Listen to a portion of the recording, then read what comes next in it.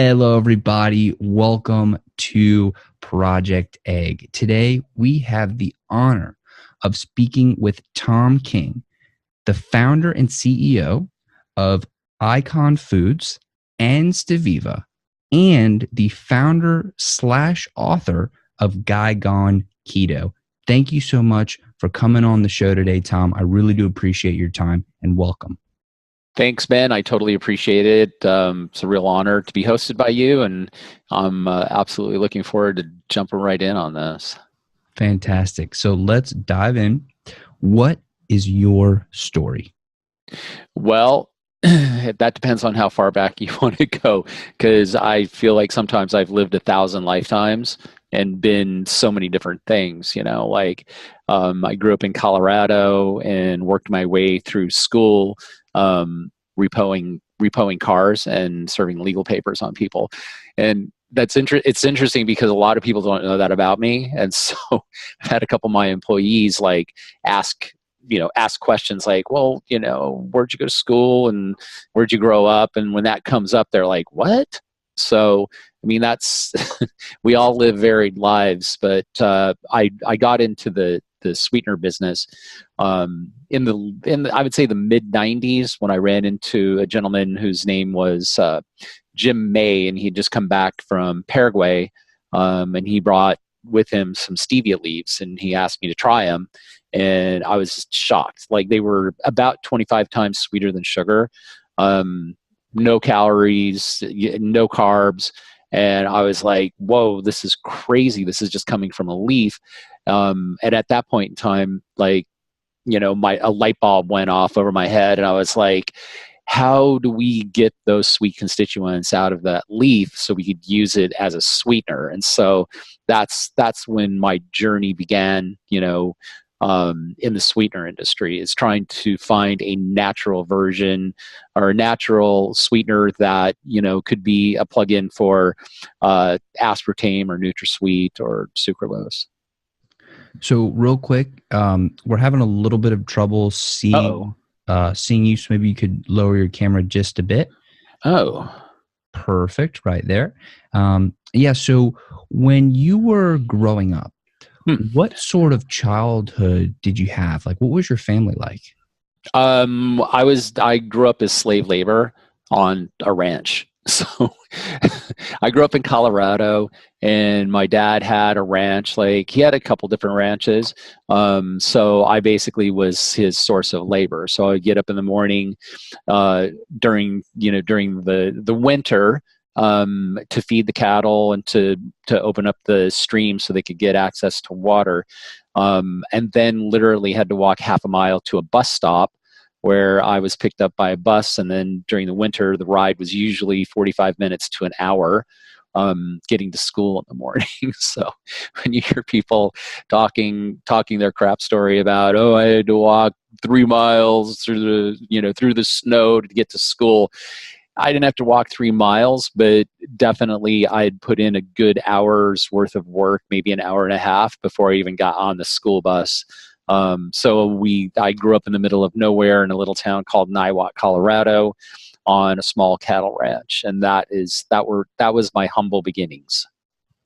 What was it like working and being very involved? And it seems like that was the family business. It was kind of the ranching thing was sort of my dad's side hustle. His main business is he owned a utility contracting business. So he put in water and sewer lines. And, I think he built an occasional bridge. So, I also worked for him, for his construction company. And then of course got promptly fired. So. What was it like being surrounded by entrepreneurship from a very early age? Because it seems like your dad was very involved in that. He was. So I'm a 5th generation entrepreneur. So my dad was an entrepreneur. My grandfather owned a tent and awning business. So he actually made the tents for it. He and my great grandfather made the tents for the U.S. Army during World War II. And I think my great-great-grandfather made the tents for the Army in World War I. So, I mean, you can keep going back 5 generations, and it's all entrepreneurs. So I'm not sure I felt destined to be an entrepreneur. My dad definitely was. I I don't really think that I felt destined to be anything except, living under my dad's shadow. So, big personality, big success, super hard worker, hard man. Yeah. So I felt like there was a lot expected of me. What were some of those core values that you took away from that experience? Um, I would say that the biggest core value would be self-discipline and hard work. So, the one thing is I always felt like my dad was sort of a hard ass with me. Subsequently, when you grow up and you get past that, then you realize like how much of a gift that was, because he really instilled like a crazy, crazy work ethic in me. But and my sisters as well. So I have 3 sisters, and all of them are just, are just the hardest workers, and have, the greatest levels of integrity. So that's one thing that I think is a gift that I got from that. You've been speaking a lot about your father, but if I may, Mhm. what was your relationship like with your mother growing up? I was my mama's baby boy. So I wouldn't say that I guess I could say I was a mama's boy. I mean, she was amazingly supportive of me. And I mean, she really, I mean, she was the whole reason why I really embraced being an entrepreneur. So when I was in school and college, I didn't live at home, so I would actually just show up when my dad wasn't around to get something to eat and to do my laundry, and hang out with my mom. And I didn't really have a lot going on. Like, I couldn't really keep a steady job because I just didn't have the real discipline or the drive at that point in my life to stick with it. And so I was at home one afternoon, and my there was a knock at the door. It was a process server who was serving legal papers on my mom for my dad's company, because one of the employees wasn't like paying child support or something like that. And I was totally caught off guard. I'm like, what the hell is going on here? Who is this guy? And so I followed him outside, and I'm like, what, are you a sheriff? What's going on? He's like, no, I'm a process server. I'm like, you have to have a license for this or anything? And he's like, nope. And I'm like, can I ride with you? Pretty random, pretty weird, but I ended up going for a ride, and I'm like, hey, can I do this? Can I work for you for the summer? So I ended up working for this guy all summer long, and he owed me about $15,000, which was more money than I could ever imagine at the time. And I was going to use that for tuition. And I actually stopped by his house to get a check, and he's like, I don't have the money. I spent the money on drugs. And I was just like, that's that's my tuition. It's my car payment. It's everything in the world to me. He's like, well, too bad. So I went home, to my parents' house, and my mom was there, and I'm like, I don't know what I'm going to do. I can't afford tuition. I'm going to be totally broke. And she's the one, she said, you come from 5 generations of entrepreneurs, all the customers because you were doing all of the work. Why don't you just contact them? Why don't you start your own business? And it didn't even occur to me. And I was like, I can do that. And she's like, you've been doing it, so why don't you continue doing it? And she's like, I mean, I don't even know where to start. And she's like, why don't you start at the beginning and just call it sky's the limit? Because the sky is the limit for you. And that was the name of my first business, was STL Services. And so I ended up getting all of those accounts. I ended up making about $60,000 a year off serving legal papers and doing repos, and was able to pay for my tuition, put some money in my pocket, buy a condo. So in the end, I mean, when you want to talk about somebody who is influential, everything that I am at this point was because of my mom and her encouraging me to start my own business. You mentioned how you have a few sisters. Mm-hmm. What is your relationship, or what was your relationship like with them when you were growing up, and how has that evolved over time? Well, that's a really good question. So they're the three hyenas. So, and I'm the wounded wildebeest. So I would say that all of them have very varied personalities. Like my older sister, she's a doctor. My dad always like sort of pitted us against each other, and so we were super highly competitive. So growing up, our relationship was more of one of being in continual competition with each other. I'm not sure that that's changed a whole lot. It's still a hard relationship. With my two younger sisters, one of my sisters is an executive at IBM. Then my youngest sister has the hardest job of any of us, and that's she's a mother of two children, and probably the most important important of all of us. But yeah, my relationship has evolved quite a bit. So I lost both my parents, my dad 2 years ago, and my mom 6 years ago, and that really galvanized the relationship between me and my two younger sisters. So we talk just about every day. We text. Yeah, and that really pulled our family together. So we're super tight knit right now. As you were growing up and you were working for your dad's businesses, and I'm sure you were also in school, Mm-hmm. what were the things that were important to you? Like, what did you want to spend your time doing?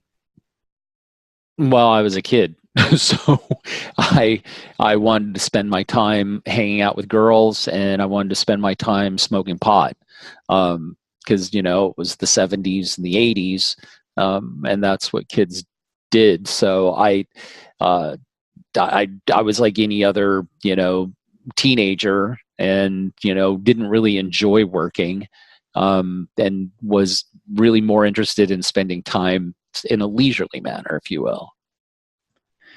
When you were leaving high school, what was that transition like for you? What did you do once you left?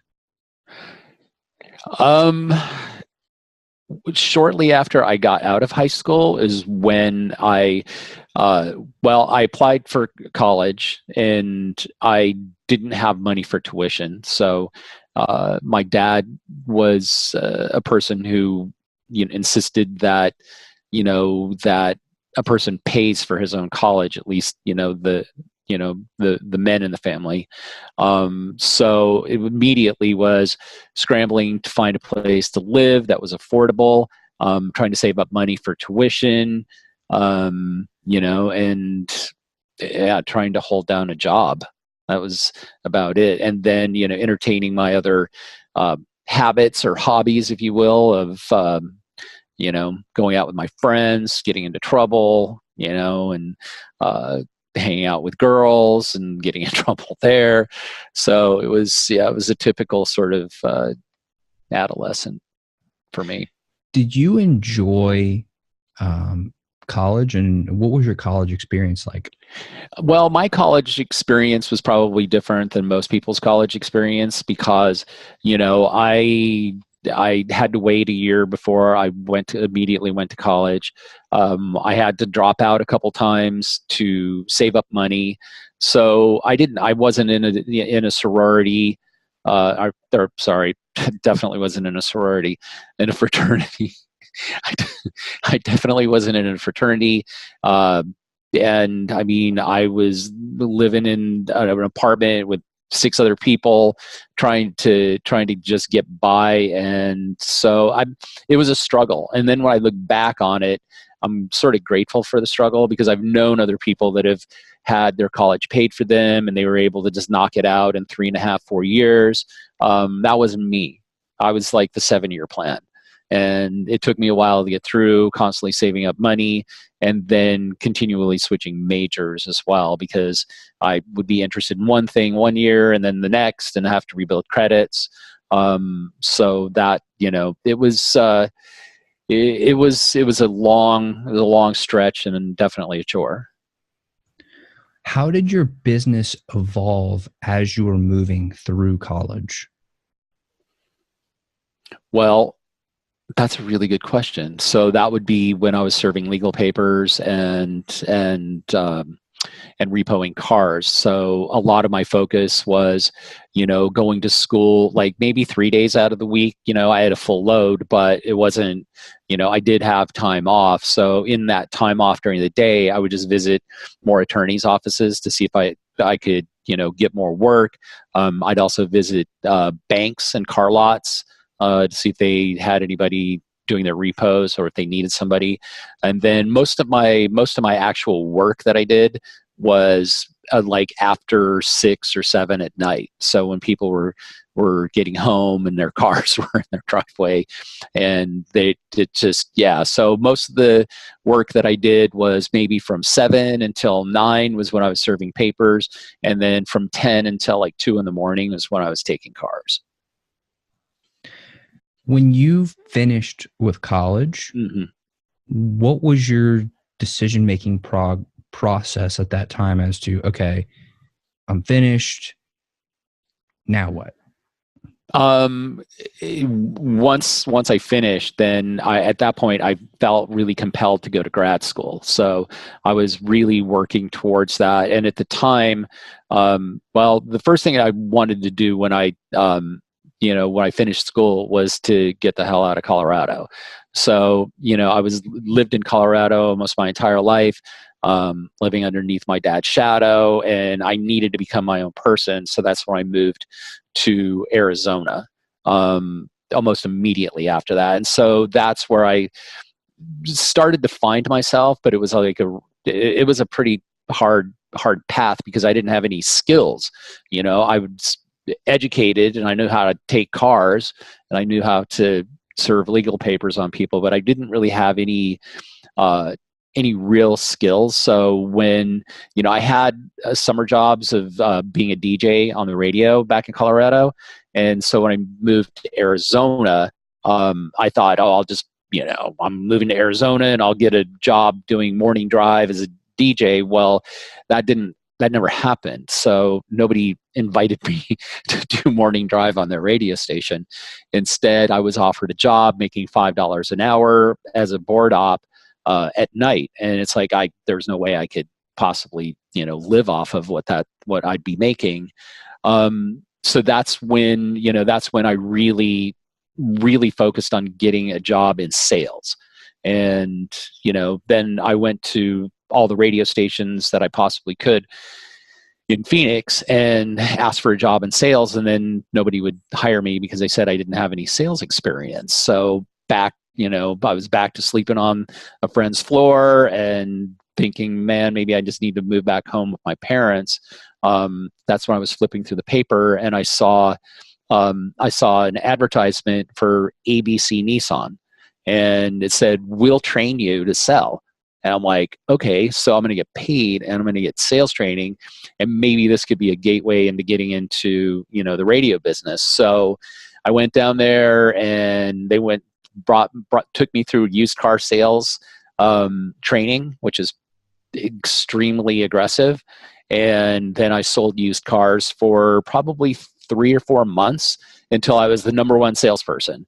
And at that point in time, I went back to the radio stations and said, hey, I've got sales experience. And they just laughed me out the door. They're like, whoa, you have sales experience selling cars. You're a used car salesperson. You don't have any experience selling intangibles like radio airtime. So finally, the last radio station that I visited, the sales manager told me the same thing. He's like, you're just a used car salesman. And I'm like, okay, that's fair. I'm like, I'll tell you what though, how about I work for you for an entire month? You don't have to pay me a dime, not a dime. Just let me in here, let me work for an entire month. If I work out, make me an offer. If I don't, Just tell me to pack my desk up and I'll move on. And maybe 6 months after that, I had his job. And then the other 6 months after that, I had his boss's job. And that's how I sort of got into corporate media. So let's take a step back. That's an amazing story, by the way. Thanks. But I want to take a step back because you said you were like a DJ, right? So you would be on the air. Yeah. I think this is probably I love asking this because I don't often get to talk to people who have been in that position. But can you give us your very best DJ voice? Like the intro, you know, like when you were first coming on air, like what was your go-to intro? So that's pretty embarrassing. So it was Misty Mornings. So it was with TJ. So it's like, let's see if I can do this. It's 89.9 KGNU FM with Misty Mornings and TJ. Yeah, that's awesome. You still got it, brother. You still got it. Thank you. Thank you very much. That's awesome. So you made the transition into sales. Yeah. And you want to work with the used car lot. Then you got into the sales space as far as advertising goes. Right. At that point, when you moved into the corporate media sales, how had your identity changed from when you were an entrepreneur starting out till then? That's a really good question. You are asking me questions that nobody has ever asked me before. This is great. I would say that I went from feeling like a little bit of a free spirit to feeling like I'd gone totally corporate because I was wearing a suit every day, and I almost felt like it was a facade. Not even almost felt like it was a facade. I absolutely felt like it was a facade. Like it was just a veneer that was on the outside of my body, that I was going through the motions. I was showing up. I was doing, what was required to be successful. I was going through the steps of being, of climbing the corporate ladder. But I never felt 100% true to myself. I always felt like I'm being somebody that I'm not. And I guess that, they refer to that as the imposter syndrome. And quite honestly, I still suffer from imposter syndrome. So even, like now when I'm at a trade show or an event and I'm signing books, it still is hard for me to wrap my head around that people want me to autograph these books, or that anybody's actually reading the book, or that, that I'm even qualified to write a book, much less qualified to be a CEO. So I do still suffer with with that imposter syndrome. And I really, I worked for a Fortune 100 company, because I moved from Arizona to LA and ran a group of entertainment properties there. And I felt like a huge imposter. Like, these people are listening to me. What, are they crazy? But I do think about that quite a bit. I do like to become very introspective. I do like to look at every sort of crack and flaw that I've got, and I really like to dig in there and see where it's coming from. So I used to think, hey, maybe I just have self-esteem issues, or I don't understand my self-worth. But I think that what came clear for me, and suffering with an imposter syndrome, and people that I've talked to that are a gazillion times more successful than me, have always brought it up. Every person suffers from an imposter syndrome at some point in time. But my mindset around the imposter syndrome has shifted quite a bit, where I feel like the imposter syndrome is excellent, and it's a sign that you're outside your comfort zone. Because if we don't get outside of our comfort zone and we just stick with what we do, we never feel like an imposter. But when we're stretching and when we're going past what we think is possible for us, our minds immediately go into, I'm an imposter. How can people actually believe me? And so now I sort of strive to be an imposter, or to feel like I'm an imposter, because it means that I'm stretching. So for any of your folks out there, in your audience, Ben, it's like, go with the imposter syndrome, because it means that you're stretching. It means that you're being more than what you were. Honestly, I think that's some of the best advice that I've ever heard in my entire life. I mean, seriously, y'all, for everybody who's listening, I would highly encourage you to go back and listen to that a couple times, because in my 4 years of being an entrepreneur and about 3 years of being a podcast host, like, that was easily some of the most encouraging and true and helpful advice that I think I've ever heard. Because, dude, you spoke directly to me, because I feel like that all the time. Good. And that gave me just a whole new outlook on that. So thank you very much for that. And you are 100% welcome. And that is like the biggest compliment that you could possibly ever pay to me. Thank you so much for that, Ben. So when you were going from being in car sales to going to radio sales or broadcasting network ad sales, and then into the corporate media sales, right? How did you keep rising? Like, what were those actionable things that you did to get to the top? You became the top salesperson. You took the guy who gave you that chance, the 1 month. You took his job in 6 months, and his boss's job in another 6 months. Like, how did you do that? Well, hustle and grind. And I would say those in combination with asking questions. So I really think that the way a person really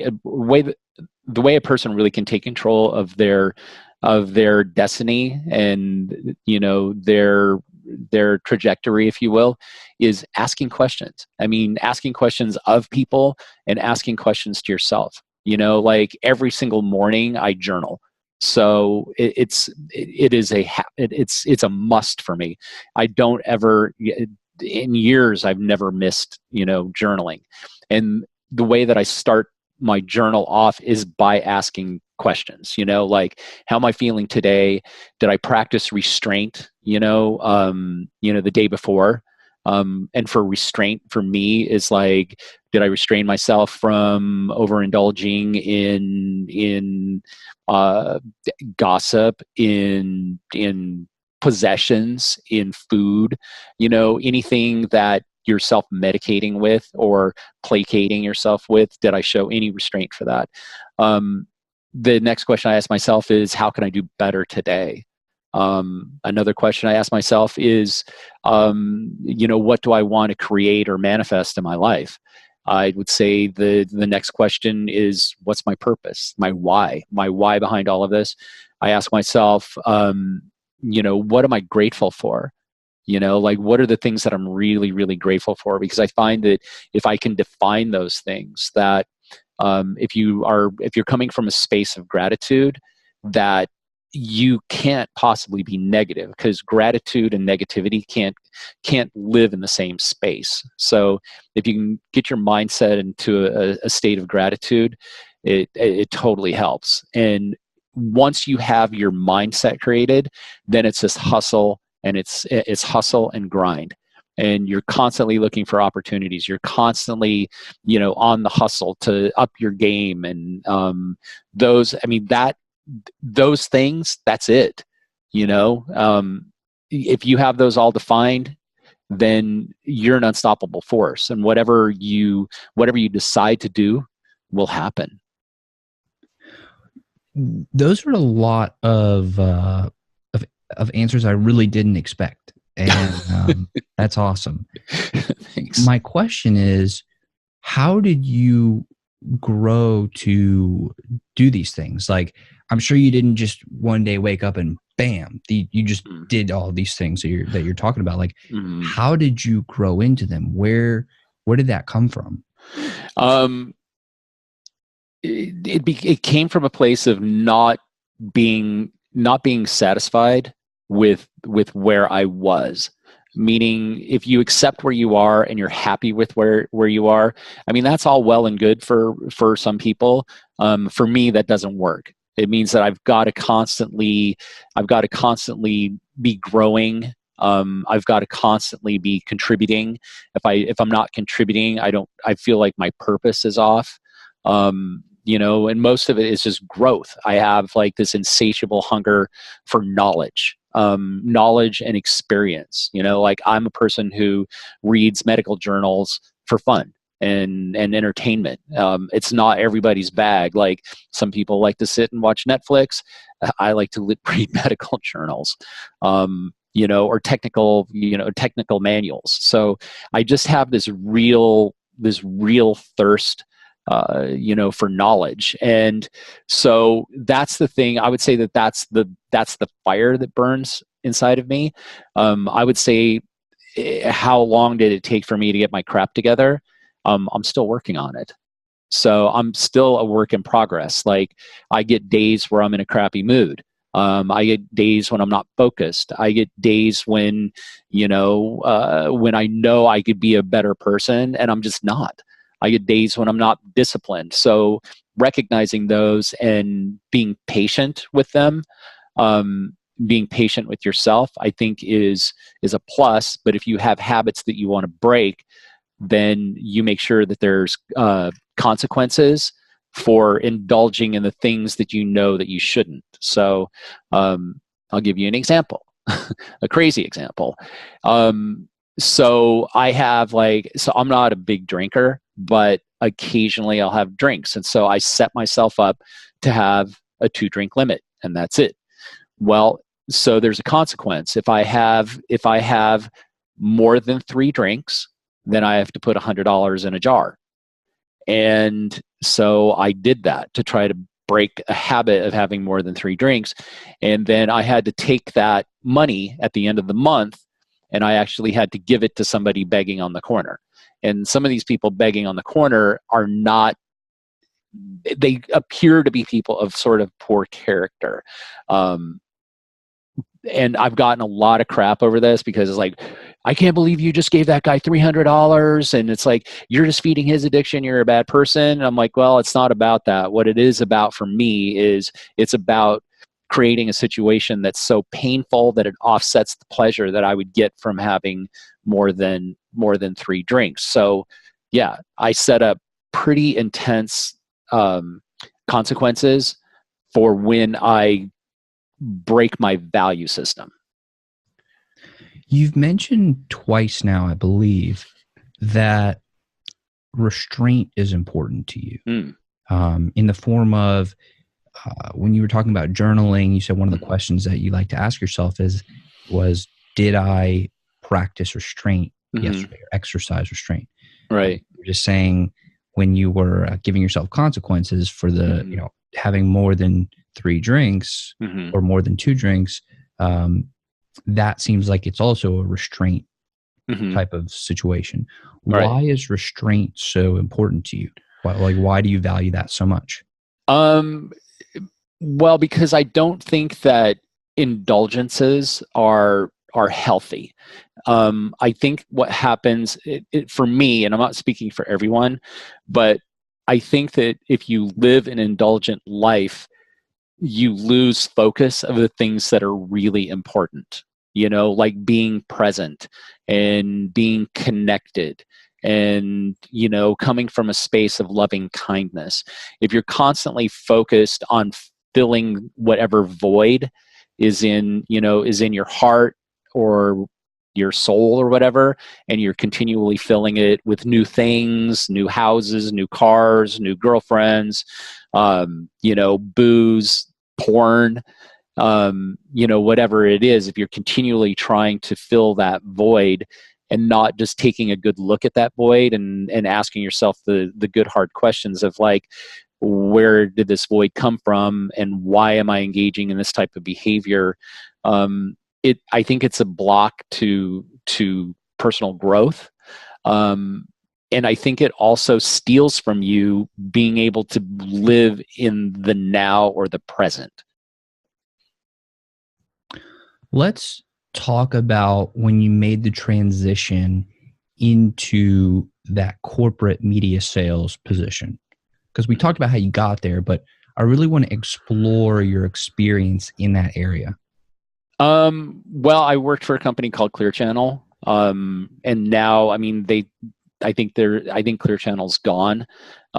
They got broken up into, I think, a bunch of different companies, but I worked for a Fortune 100 company, which was Clear Channel at the time.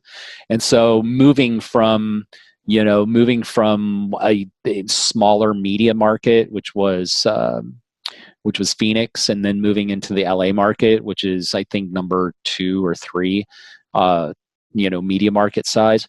It was a lot. So I mean, that's a huge jump. And, for a person who grew up in the country, and never in a million years thought that I would be living, in Los Angeles, working for a Fortune 100 company, it was a huge transition for me. I mean, I did suffer, from imposter syndrome. Like, what am I even doing here? And I didn't really have the imposter syndrome when I lived in Phoenix, because I had risen to the top so quick and I'd gotten super comfortable with being where I was. Basically, my job when I lived in Phoenix was to go to lunch every day with clients, and then golf.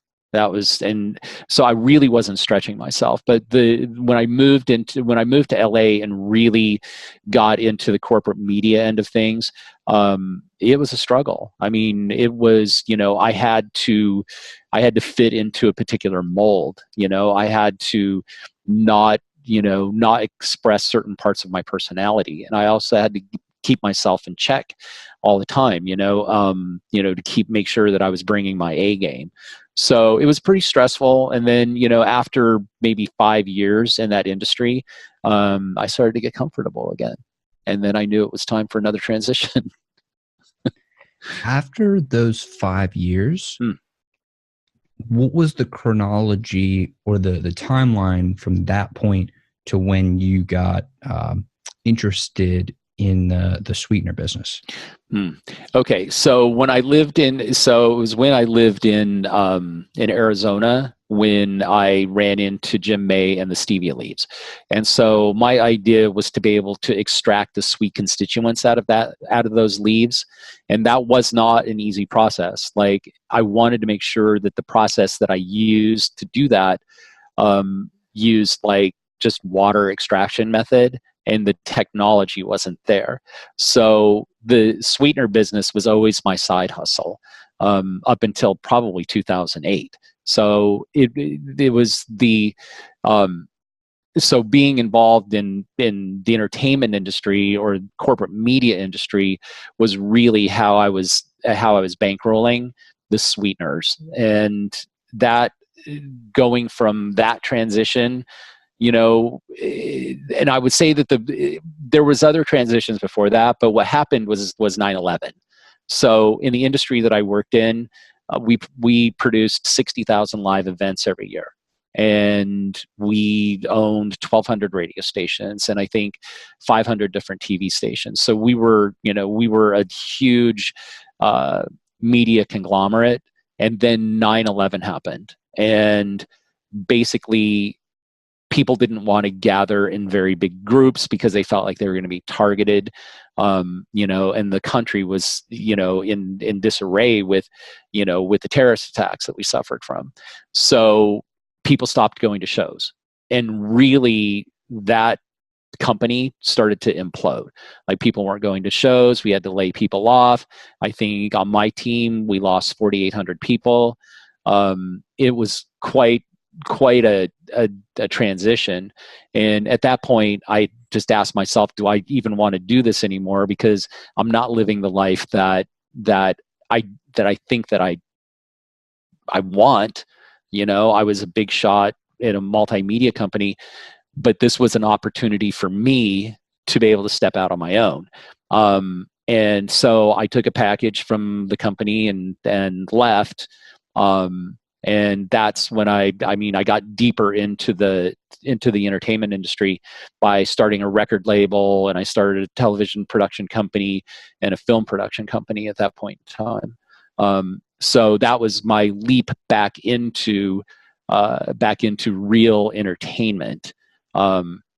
and yeah, and the entire time, my sweetener business was my side hustle. And so it was in 2004.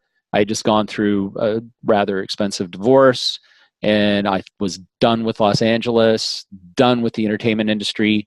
I sold interests in uh, all my entertainment properties, and I packed up and moved to Portland, Oregon. And that is where I really became committed and said, I'm going to build this company into a sweetener empire. And that was my transition. When you did go to Portland, Mm-hmm. what were those initial steps you took to refocus, recommit, and to really launch that empire? That's a really good question. So I had all of my possessions in the back of a 38-foot trailer that I towed behind my Ford SUV. So I dropped that off at a storage lot and basically moved into a house on a temporary basis that didn't have any furniture. So I was back sleeping on the floor. But at that point in time, with my focus and my commitment, I started to write a very elaborate business plan, and I started to, create individual sort of goals and outcomes that I wanted, and actual pathways of how I was going to get there with hard dates. And I think I know that was the reason I got from point A to point B, because I really mapped it out. And I've always been good at writing down my goals, but in this instance, I was really drilling down on a micro level of how I was going to get this done, the people I was going to contact, the products, the packaging, the marketing, every aspect of it. I started writing it down, and every single day I would be asking myself, one single question. That is, how am I going to make this company a success today?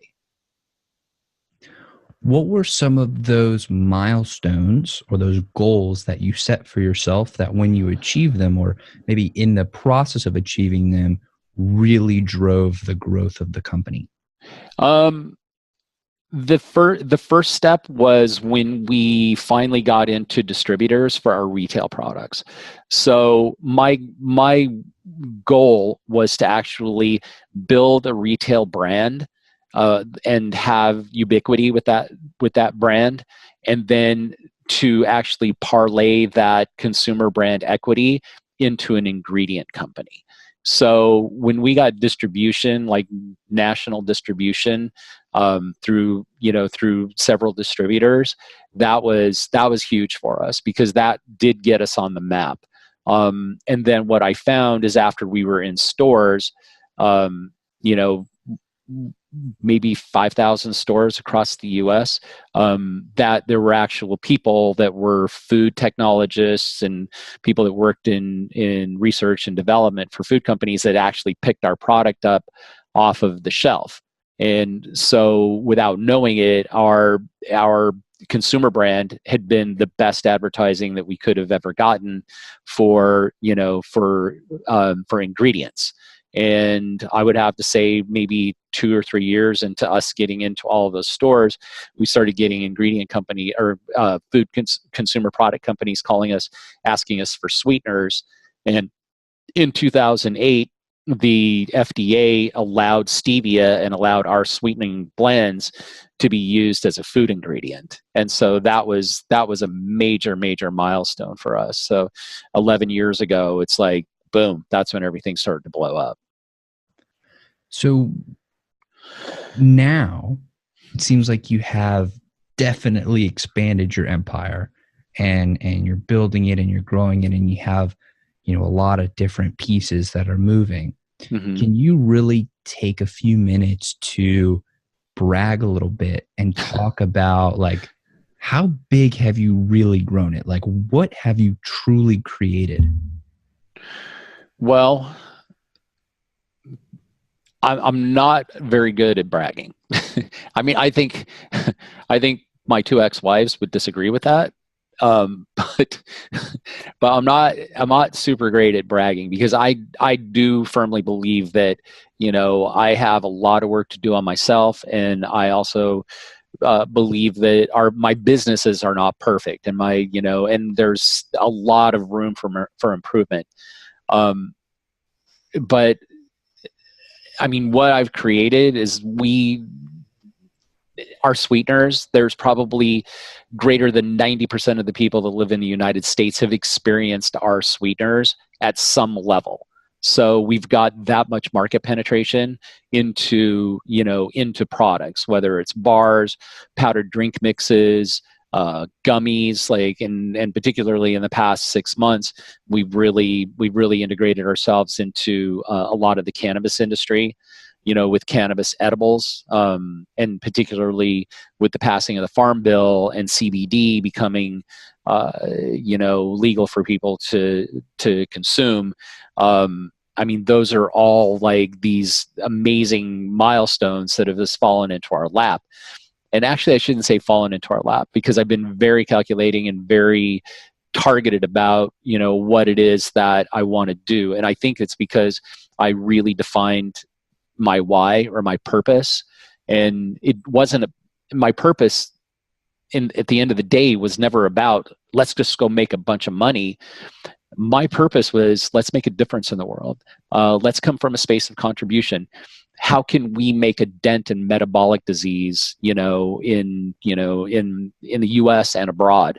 And that's what that's what moves me and gets me really motivated. So when I see our products or our ingredients in so many products out there, that's the milestone. That's the gem. And that's the thing that gets me really excited.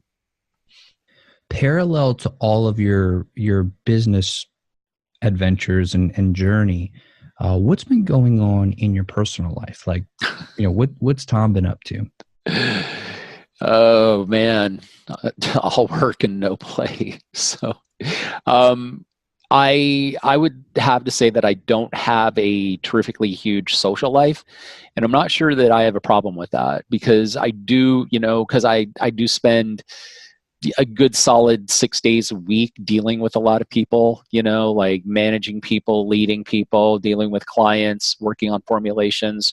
So, I mean, there's so much of my time that is chewed up, that a lot of times I really like to spend time alone. And I mean, not totally alone, because I've got a dog that I actually spend time with, but I like to go camping. I like to go fly fishing.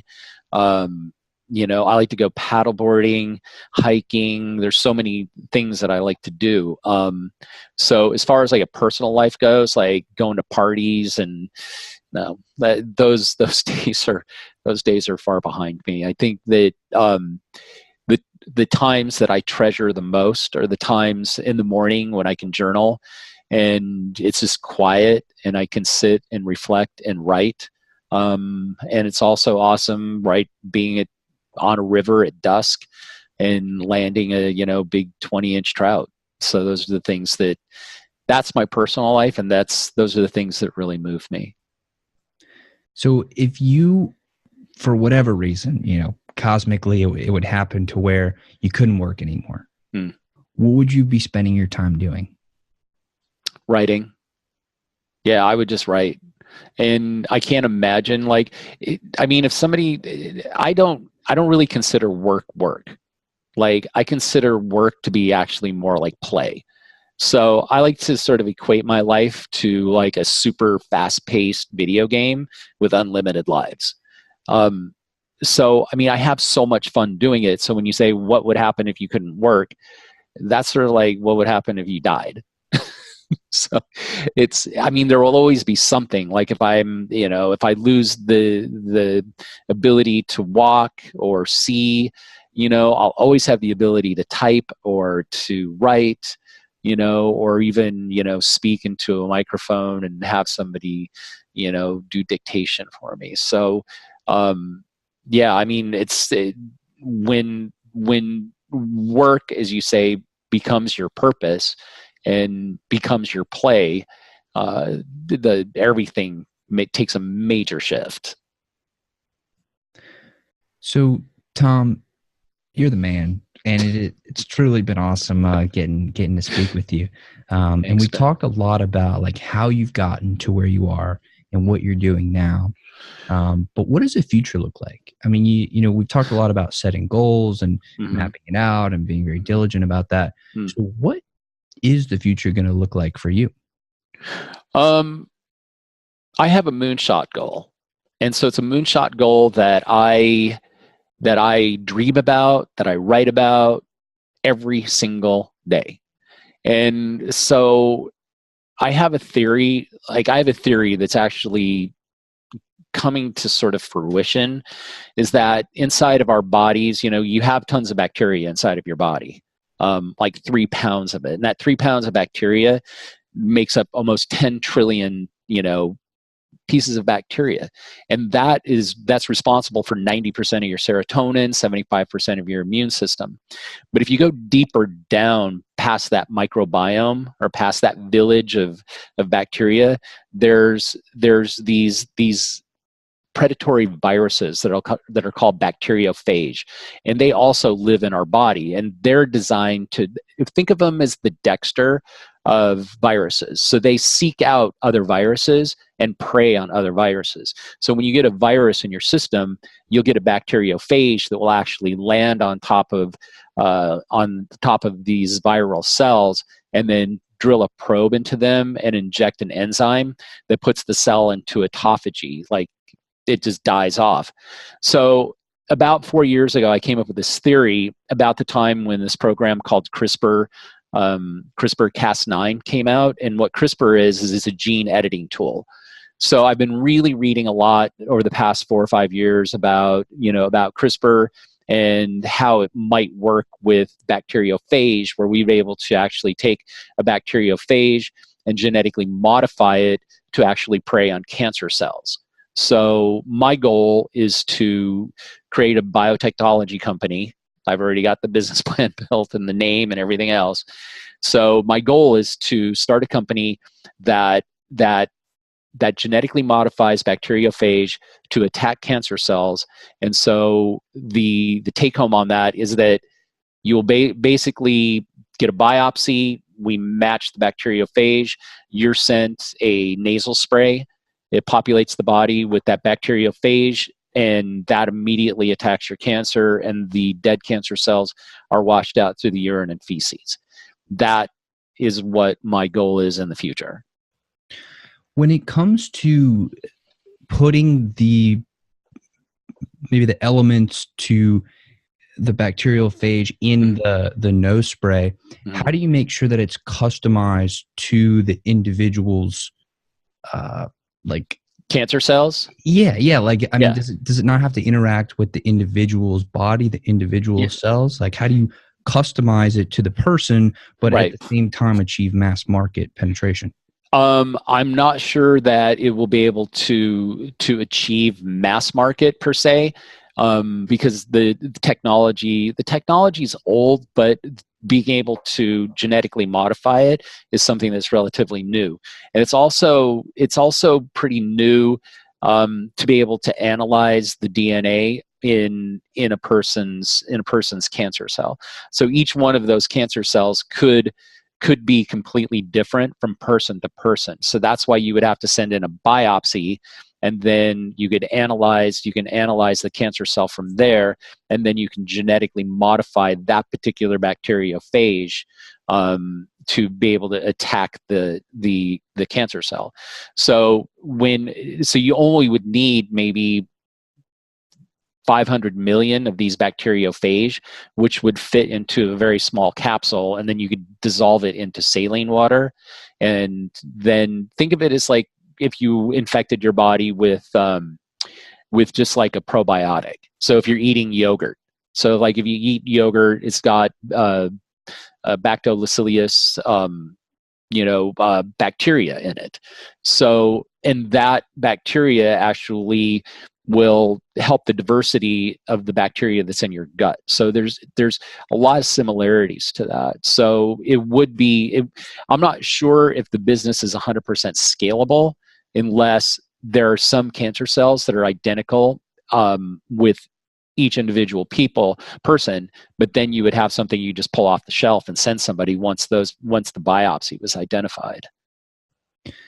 Do you foresee, and I know we're talking in the future, but based on everything we've talked about, like, I mean, not only am I rooting for you, but I definitely like am very hopeful and optimistic that this is going to work. Do you foresee backlash or resistance from like big pharma, like humongous pharmaceutical companies who are trying to make a lot of money from treating people who have cancer? Maybe not always managed since. Yeah, I think there will absolutely be pushback on it. I mean, and the thing is that the bacteriophage, I mean, they've been in the environment as long as the earth has been around. So these occur naturally in in life, and so there's no intellectual property that you can attach to it. And so this is why pharmaceutical companies have not pursued it. Because if you don't have intellectual property attached to it, it means that anybody can do it. Pharmaceutical companies are in the business to make money for their shareholders. That's just a fact. This particular business that I'm working on has one singular purpose, and that is to help eradicate disease and to help find an actual cure for cancer. And so it doesn't have anything to do with intellectual property rights and reporting to shareholders. I'm going to be funding this myself from some investments that I've got, and also I have a lot of other sort of people that are within my tribe that are interested in getting involved as well. So it's a completely different business model. It's not one based on, hey, let's make $1 trillion. This is, let's make a difference. That's awesome. Thank you. Awesome. And, I definitely, I want to do whatever I can to help. So, please. You're doing it. I don't ever talk about this because it's like, usually I get on, on podcasts, and the first thing that they go to is like, oh, so the keto diet, isn't that just eating meat and cheese? So more often than not, like the podcasts that I get on, people are asking me questions about the keto. And it's like, I mean, I love talking about keto, and yeah, go out, buy my book, because I mean, I appreciate it. And I think it's a pretty decent book for first effort. And buy the condiments. I'm all about that. But it's more satisfying, way more satisfying, and for me to answer questions like the ones that you're asking me, Ben, because that gets down to who I am, not what I did, but really who I am, and my values and vision, and the things that I treasure, like contribution and growth, and and loving kindness. So yeah, I very much appreciate all of these questions and you're probing into it. Well, it takes two to tango, brother. So I appreciate you sharing and being willing to go that deep, because thanks. Like I said, it really does take two. So again, I want to thank you so much for coming on the show. I just have a few more questions for you. Great. Then we'll wrap it on up. What is your philosophy on cultivating, or maybe generating, whatever the word, deep, meaningful, and genuine human connection?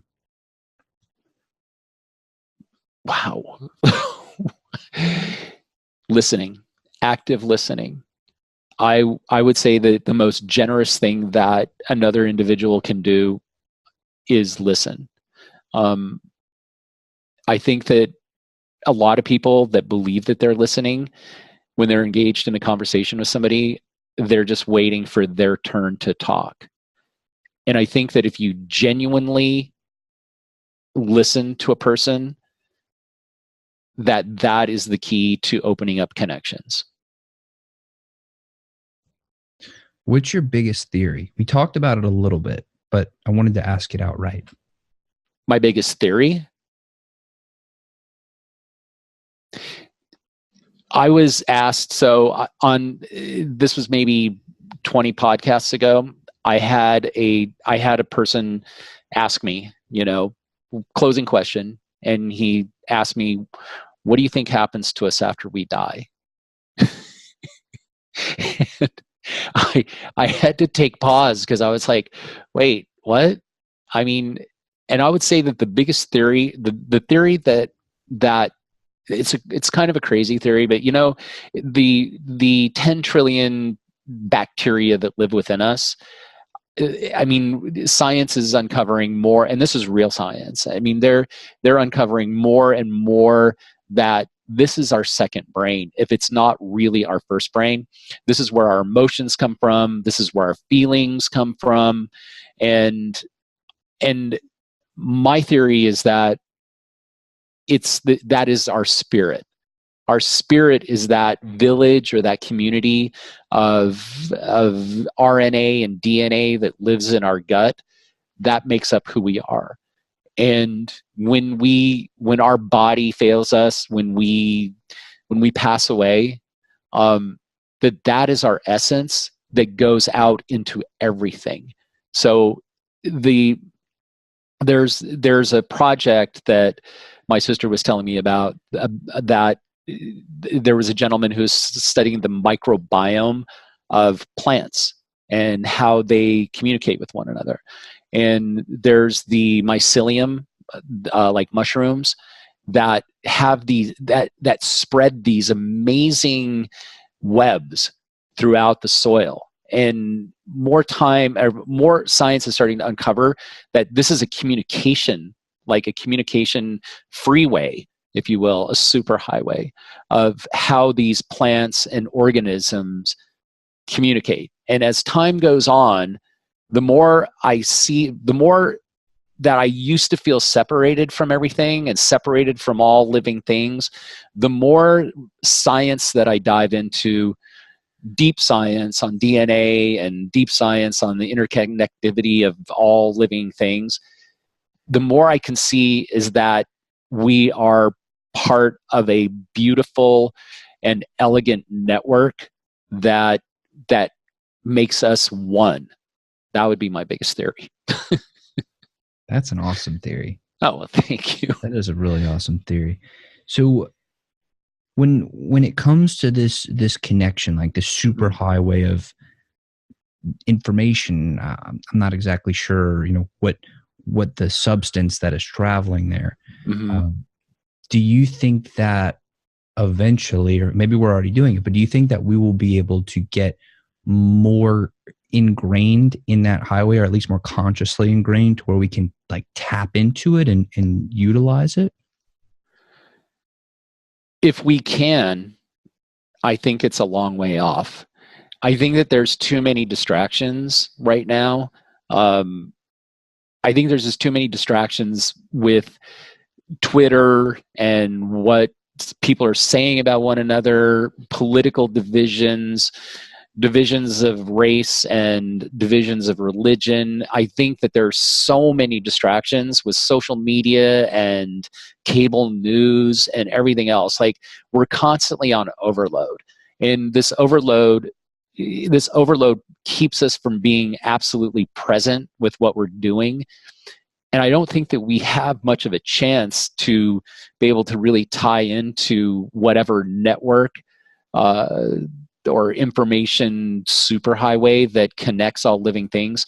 I think for us to be able to really get quiet inside of our own heads and be able to connect with that is going to require that we unplug, that we stop watching this media of sensationalism. We stop looking at our social media feeds to see who likes us and what's trending. I think we need to unplug and step away from it if we have, I mean, if there's any chance whatsoever that we could tie into that network. So when I hear you speak about your vision and your values and what you want to accomplish in your life, it seems to me like you're on a trajectory to truly alter humankind forever.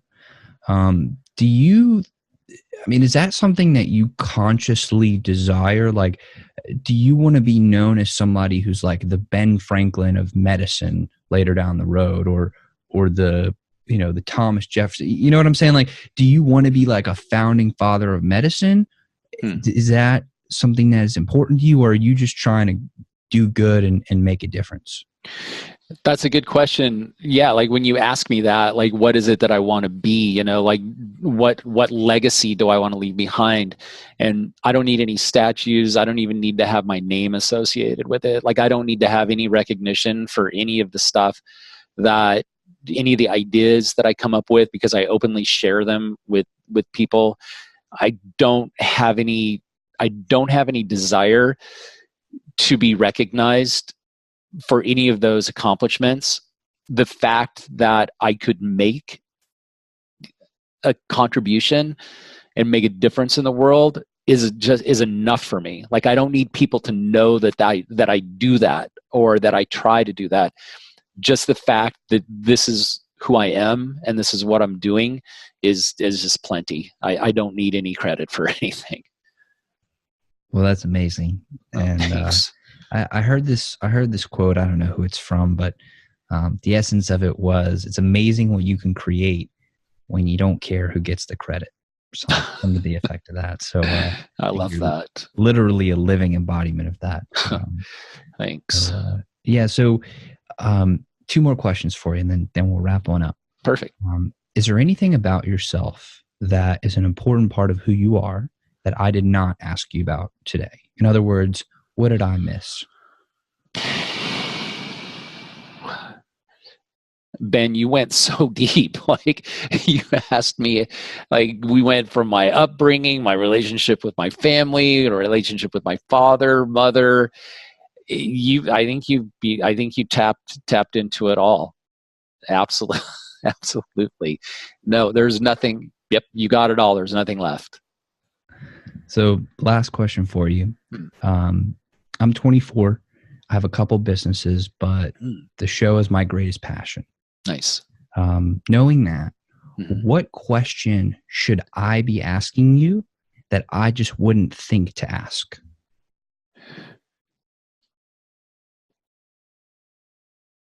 I'm processing. What question should you ask that you didn't think of asking? I think this, quite honestly, this has been the, I think, the best podcast that I've ever been on. Like the questions that you asked, I didn't expect any of those. Like I didn't expect any of those questions whatsoever. I really felt like this was going to be, hey, you wrote a book, and where can we find the book, and where can we find you on social media? And it was none of that. It was just, you wanted to know who I am as a person and how I got to where I am now and where I want to go in the future. There's nothing left. I wish I could give you some advice, Ben, but yeah, I think you covered it all. Well, thank you very much, Thom. Thank you. I really do appreciate your time, and it's been an honor for me to be able to share this time with you. And I want to thank you for being so open and honest and sharing all this. It really does mean a lot. Well, Ben, I totally appreciate it. I mean, this is, your podcast is just going to grow and grow and grow and grow. I see it, definitely. But I appreciate you having me on and hosting me on this excellent podcast you've got. And yeah, I'm going to watch from the sidelines, and I'm going to watch you explode. Well, thank you very much. And to everybody who's watching and listening, I want to thank y'all, because y'all are the reason that I do this. And your support and your presence is truly very meaningful to me, and I'm very appreciative. So I love you guys. Thank you very much. Y'all kick ass. Y'all rock. So thank you. Thom, you want to wrap us up? Let's wrap it up. Thank you so much, and make sure that you guys go on iTunes and give this young man 5 stars, because it's exactly what I'm going to do once I get off of this. Thank you very much. And you're welcome. This has been another Project Egg interview. I really don't know what else to say, so thank you very much. I'll see you guys next time. Bye-bye.